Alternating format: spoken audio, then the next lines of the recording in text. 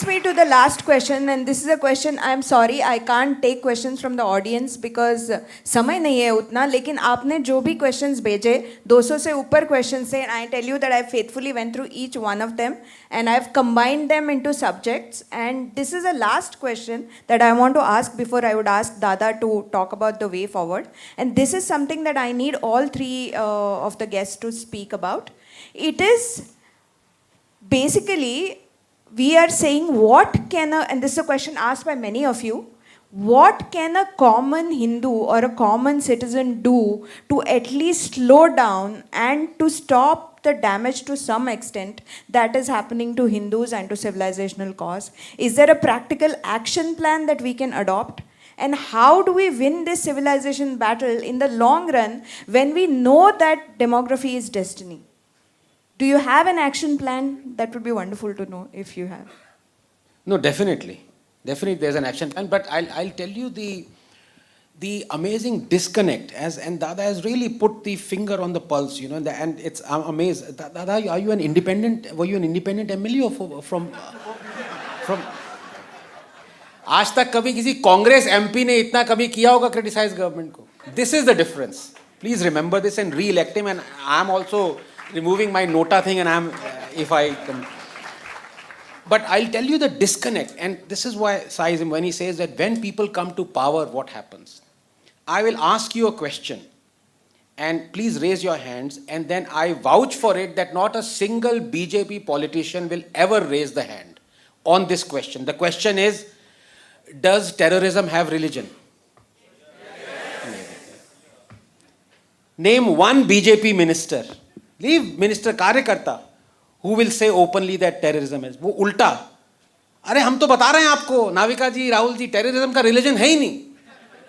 और यहाँ लोग डेटा पे डेटा कलेक्ट किए जा रहे हैं पागलों की तरह कि 31,000 टेरर अटैक्स हुए हैं based on Islamic principles since 9/11, and you are saying terrorism has no religion. But to come back to your question, which was, can Hindus do something?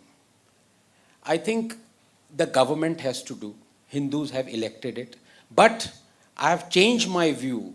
There is a little bit of this anarchic कीड़ा that has gone into me ever since Supreme Court said on farm bills कि भाई वो कहाँ हैं जो कि pro farm bills हैं, वो तो हमें दिख ही नहीं रहे हैं. Basically, they wanted 86% of Indian farmers to come onto the streets, not till the land and produce farm produce, but they wanted those 86% farmers to come onto the Supreme Court and say, look, we want these farm laws. This is what our country has been reduced to by the judiciary. Ki those who are doing their work in far-flung areas around India, who are creating wealth, who are making produce, they have to leave all this, and Supreme Court wants, because it wants to see, it only sees the anti-farm bills. It wants to see the pro-farm bill protesters, so they have to come. But if be that as it may, I think Hindus must come onto the streets then. Use the Supreme Court's Brahmastra and say Hindu temples must be under the control of Hindus. That is the first thing. And I don't want to scare you with data because one of the most authoritative guys, the other is our mutual friend T.R. Ramesh. No one has worked more on this than these two gentlemen.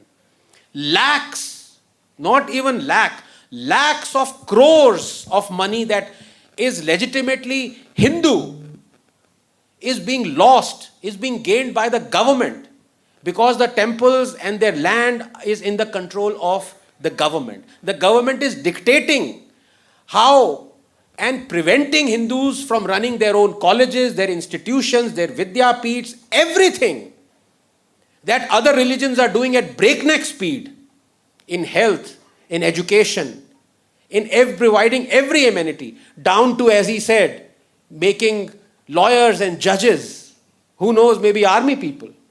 But Hindus are being prevented. What are Hindus going to do? For the last 5, 6, 7, 8 years, people like Sai and others have been crying, look, government has no business to control Hindu temples. What has happened? This government, your government, BJP government has controlled even more temples in the last 8 years than the Congress had. If it wants, it can overturn the overturning of the 1959 Supreme Court judgment. That Congress overturned. BJP can overturn that overturn. I'm sorry, I'm getting a bit what's the word for it, inception here. But the whole point is, what are the Hindus going to do? They voted this government. This government is a Hindutva government. अब वो ही नहीं कर रही तो क्या सड़क पे आ जाओगे? But I don't want, because all of you are earning, doing money, creating wealth that anyway this government is taxing to run. अब आप वो सब छोड़ के सड़क पे आओगे? What can be worse than that? So, of course, Chef, there are issues that Hindus can tackle. But I think this seed of anarchism, unless it gets into the Hindus, would be a tragedy, I don't think the Hindus' issues can ever be solved. I think there's a simpler way forward. Don't release our temples. Declare yourself a Hindu state.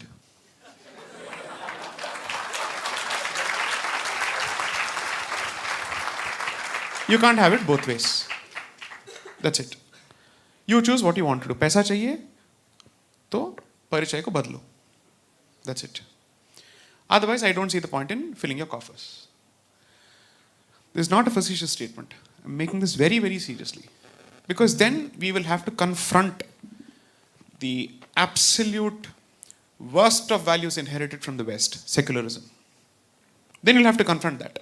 And you'll have to call out the BS it is. And then you'll start talking about a lot of things. Now that's one. But what is it that we can do as Hindus? One, don't leave Bharat for California. Please. Kindly, please. गांव छोड़ दिए, शहर छोड़ दिया, भारत छोड़ दिया, तो बचा क्या? किसके लिए लड़ रहे? मेरे को समझ में नहीं आता है. वहां से क्या? You will want to form a diaspora fighting for a country which has vacated the country.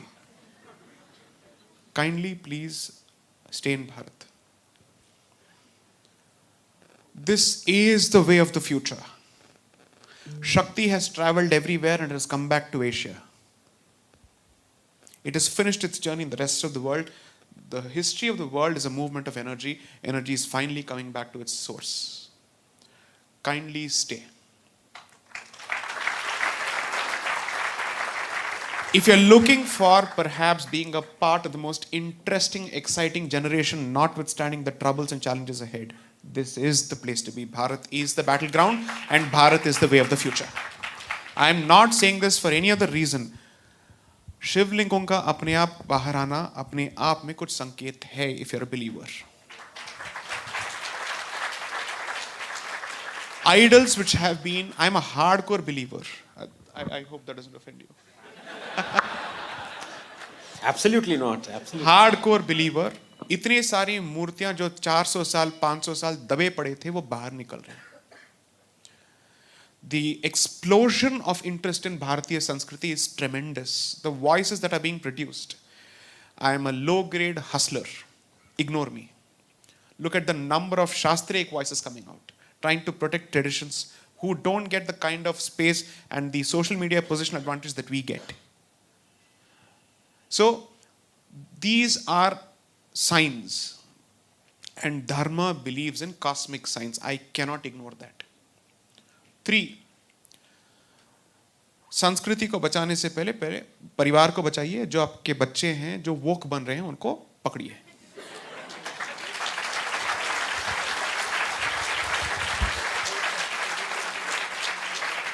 Because the motto of the left is, you have power, we have your children. And they're investing in the future heavily. The rubbish from the United States has been refused by France, but India still doesn't have the guts to refuse it. I will never subscribe to gender-specific binary, non-binary pronouns in my life. I will never do this. This is internet karma. I'm saying this. I will never redact this particular position. As a Sanskriti that has dedicated temples for transgenders, which has celebrated in its own way, I don't need to learn your refuse. One, you don't need to teach us how to treat these people. They are our people. The worst of terms which are used to address them don't come from Hindi, they come from Urdu. Therefore, we have our own ways of, let's say, looking after our people. 3, at least at home, have a 3-tier system wherein the Matrabhasha finds some space. Please do. I will tell you the extent of my own coloniality. How seeped we are in English. 2 days ago, when I was actually trying to buy something on Amazon, for some weird reason, it switched to Hindi. It was such a clutter and irritating clutter in my head. And I said, what on earth is this? An Indian language is a clutter in your head? And a language that you're comfortable speaking in? And a language that you're comfortable conversing in? Because you see, speech is okay, but reading is important. Because then you won't forget the script. Now, you will remember, you will read. How many can write now in mother tongues? Thank you. I'm so grateful. Are.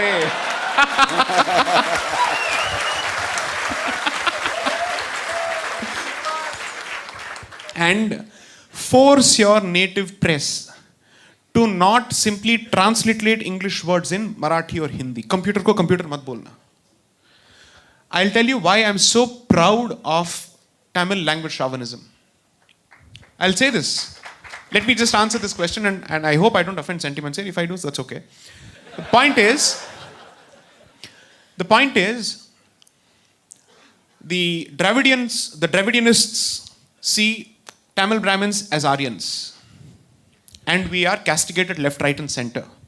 Whereas all the prime literature has come from the Tamil Brahmanas. Subramanya Bharati, who they worship, is my distant relative. He is actually the damad of my family. And these are all, he is a cherut smoking Tamil Brahmin. So if you go to Nepal, they have traditions where they castigate Rama because ladki ko diya, dekho kya kar diya. In Bihar and other places, they won't give people their daughters in marriage to people coming from Uttar Pradesh and Koshal. There are certain traditions there because they carry the memory. Similarly, we say this about Subramanya Bharati. Dekho hamari ladki ke saath kya kar diya. Because the man never earned. He was a thinker. Cigar smoking thinker at home. Okay. Now the point is, retain your mother tongues. There is a reason why you have Ishtadev as a concept. You owe your duty to 3 sets of devatas. Your Kula Devata, because that protects your collective identity as a group and the traditions that go with it. Your Grama Devata, which is your guardian deity. Your Ishta Devata you choose according to your nature. That's exactly why Dharma offers you this 108 baskets. Choose what you want or mix and match. And choose a deity according to that. And once you have chosen or subscribed to that, please make sure that at least once a week you dedicate in some form to that particular deity, because all this talk is useless because you have to match the other guy in his commitment to his deity.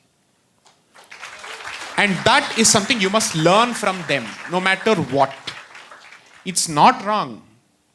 He is wrong because his point of view is against us. And he has positioned himself as matter and antimatter.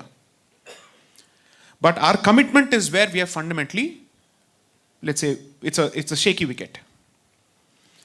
So in a previous talk somewhere I said this, the principle is what I'd call the SIP principle.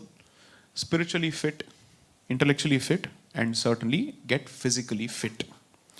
Make one trip to Israel and you'll realize not one gentleman I saw there had a punch. Once I came back, I realized kuch na kuch to karna padega. I can't go like this.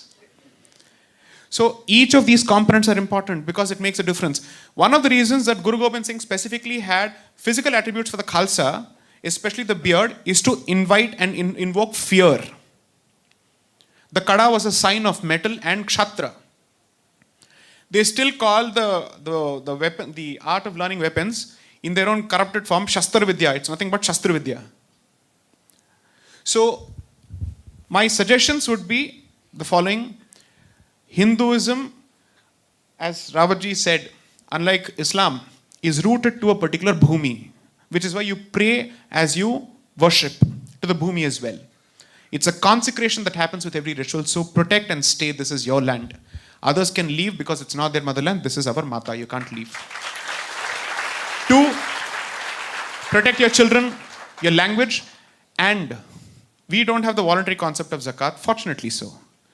10% to any organization that does service for dharma in some way. Hindu hai to bandhu hai is the bottom line. Thank you.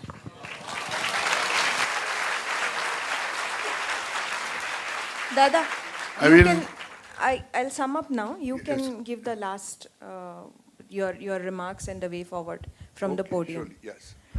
This has been a very, very interesting session to moderate, and thanks so much, Anand, Sai, and Dada, for giving your valuable time and amazing insights. I'm going to end with something that I heard from Sahana Vijaykumar. Sahana Vijaykumar is a Kannada novelist who has written a book called Kashir, which is based on Kashmir and the reality of Kashmir. And she had an interaction in Pune last 2 weeks ago. And she said something that stayed with me for this long, and I want to end with that. She said, and we were talking, Sana and I were talking before the event, and I had said we were talking naturally about the recent beheadings. And I had said that, it's in Umesh Kole's case, particularly in Amravati, he was friends with the guy who betrayed him for 16 years, who he actually came for his funeral and cried also. So I was talking about that, and she said, why are you surprised with it? Do they not keep goats in their homes before their festivals? Do they not treat them like their children? Do they not feed them? Do they not give them a lot of love? And then they slit the throat and watch it bleed slowly. So she said after that, hum bhi to bakre hi hai na. That one sentence stayed with me, and I want to end with telling you that no, we are not goats. We are lions. And if we have forgotten that, it is time to remember that, and it is time to never ever forget that. Thank you. And now I request Dada to give his summing up address. Before Dada does that, 30 seconds more. Because I cannot, I don't know, it's maybe manufacturing defect or an aid that I cannot end without quoting some verses. So, because Shefali talked about, friends, let me quote some verses so that you know what you're dealing with. Do not forget that disbelievers are allies of one another, 873. Do not make disbelievers guardians, 551. Do not marry the polytheist, i.e. Hindu women, unless they come to believe in Islam, 221. And those who disbelieve in our verses, we will drive them into a fire, 456. Fight against those who do not believe in Allah and who do not adopt Islam. Fight them until they give the jizya while they are humbled, 929. Polytheists are the worst of creatures, 98:6.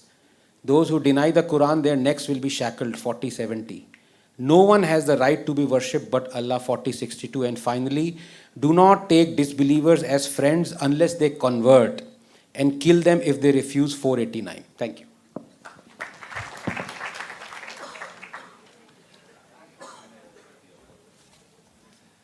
It has been a very long session.